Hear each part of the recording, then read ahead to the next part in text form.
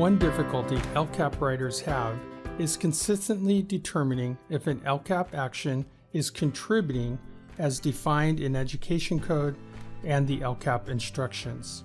The Assessment, Accountability, and Continuous Improvement team here at RCOE has created a process map to assist writers in determining if an LCAP action can be marked as contributing. This video will provide a walkthrough of how to use this process map.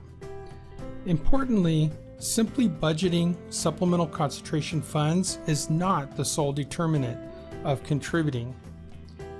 Note that when you fill out the action tables, they only identify LCFF funds, not quote-unquote base or supplemental concentration funds. An analysis is required of which students are primarily being served, followed by funding source to meet this requirement. The first step is determining an action based on a needs assessment. You should be looking at your dashboard data, other local data sources. Consider your educational partner feedback when determining actions for your LCAP. The first filter to apply is to consider whether the action is a base service. It's beyond the scope of this video to delve into how to identify actions as being part of the base program. We have hosted several workshops in the past around what defining your base might be for your school district or charter school. So we refer you to those other resources to make that determination. For the purposes of the rest of this video, we're going to determine that it's not a base service, and we're going to continue on through the flowchart. The next filter to apply is to determine the scope of the proposed action. Now, scope refers to the students being served by the action. It is not the location of the action. If an action is deemed to only serve low-income and/or foster youth and/or low-income students, in other words, unduplicated pupils, then the action is deemed to be a limited action. If it's not limited, we will evaluate it further to if it meets the criteria to be a school-wide or LEA-wide action. So for our first example, let's continue down the map. So for this first pass through this process map, we're going to follow the path that we've determined we have a limited action. Again, important to note that limited actions might still occur across a school or across a district, but that would be noted in the location section of the action table, not the scope. So continuing further, once we've determined the action is limited, now we would look at what funding sources we are used to support that action. If a limited action is funded with LCFF dollars, then that action can be considered contributing. Further, if you can implement the action with no additional expenditure of funds, then the action can also be marked contributing. Notice that is only allowed for limited actions. Once you make these determinations, you would describe these limited actions in box 2 of the Increased Improved Services section of the LCAP template. If you are implementing an action with no funds, you must also describe the methodology you use to determine the percent of improvement for that action. Let's go back up to our decision point, and let's say that we determine the action is serving students beyond unduplicated pupil.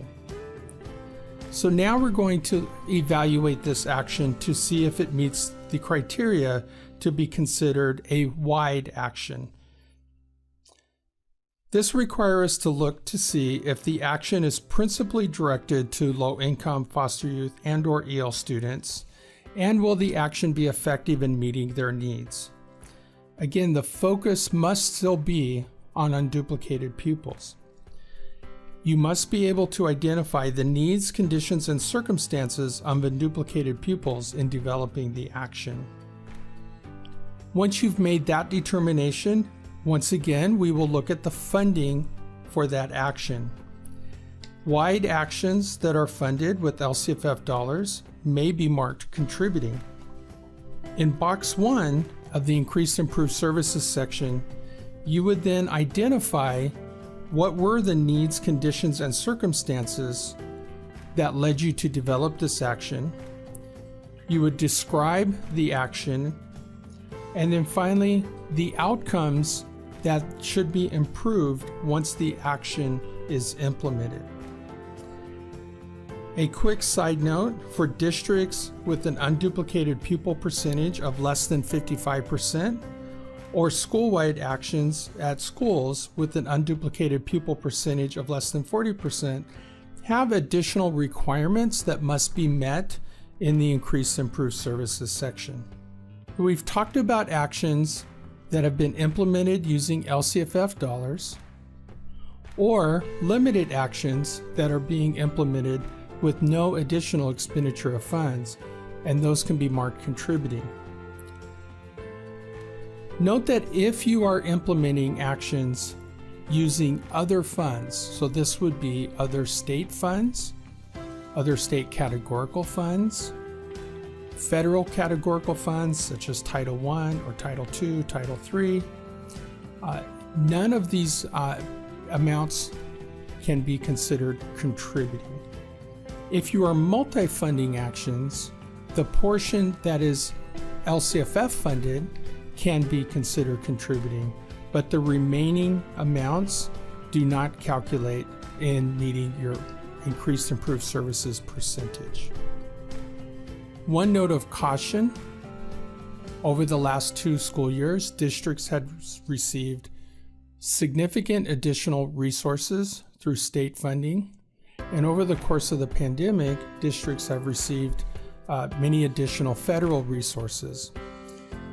Decisions to shift funding from previously identified LCFF funded actions into these other state or federal resources throughout the school year, while it might be allowable from a spending standpoint, can have significant impact on your carryover calculation in both the current year and the future LCAP budget year. One final note when considering this graphic. Since the LCAP is intended to be a comprehensive planning document, it is recommended that non-contributing actions that are addressing identified needs be included in the LCAP in order for the LEA to communicate their plan to educational partners. In other words, simply being not contributing is not the sole determinant to remove an action from your LCAP. You may wish to still consider including that action to give a more complete picture to your audience. To help illustrate how to use this map, we've constructed a scenario and we'll use the elements of the process map to follow the path to make the determination if these actions could be contributing. So here's the scenario. A district is concerned about the low rate of EL students who reclassify in their district. A data review shows that many EL students are not achieving Level 4 on the LPAC, but are meeting other reclassification criteria. Further review reveals that the writing domain is the greatest area of need. After consulting with their educational partners, they decide to implement an after-school program to EL students to teach writing strategies and skills needed on the LPAC and to provide students extra time to practice and receive feedback on these strategies and skills with trained staff. The district has decided to implement this program across all of their schools in grades 5 through 8. So let's begin to go through the map with this action. So the first question is, what is the scope of the action? Because only EL students are being served with this action, we would determine the scope of this action to be limited. So the next question would be, what funding are we going to use to implement this action? So if the action was funded with LCFF dollars, would it be contributing? And the answer would be yes.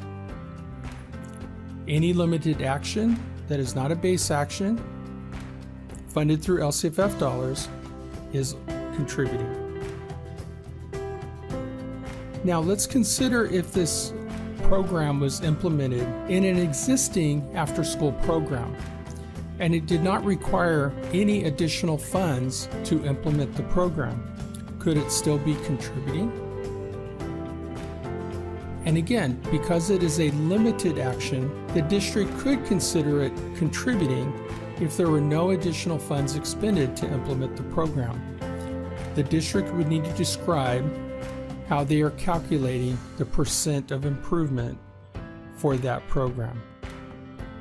Now, if additional funding is required, such as paying staff out of ELO program funding or other after-school program funding, Title I or Title III dollars, then that action could not be considered contributing. Now let's expand our scenario slightly. Let's say that because of the success of the program working with EL students, the district decides to open the program up to any additional student who might have low writing skills. So now what would the scope of this action be? Because of the addition of additional students beyond unduplicated pupils, this action is no longer a limited action, but could be considered an LEA-wide action because it's implemented across the school district. It's important to note that the reason for starting this action was because of the needs, conditions, and circumstances of EL students. However, you are allowed to broaden the scope into a district-wide or school-wide action if you have other students in need. So again, if this action were implemented with LCFF dollars, would it be contributing? And right now I would say maybe, because there are some additional requirements to describe in box 1 of the Increased Improved Services section of the LCAP how you're meeting this burden. We'll run through that here in just a moment. Now, in this case, if the action was funded using other funds, of course we know that that would not be considered a contributing action. But remember, because it is a school-wide action, if this action were implemented with no additional funds, it could not be considered contributing because it is a wide action and not a limited action. Only limited actions can be deemed contributing with no expenditure of fund. So our bonus question, what would be the additional criteria needed to allow this action to be considered contributing? So in prompt 1, the LEA must describe the needs, conditions, and circumstances of unduplicated pupils that led to the action. In this example, the low reclassification rate due to writing scores on the LPAC. What are the actions to address these needs? So in this example, it's an after-school writing program. And what outcomes should be improved when the action is implemented? In this case, we want to increase the reclassification rate by a specified percentage. So this concludes our walkthrough of our Is It Contributing process map.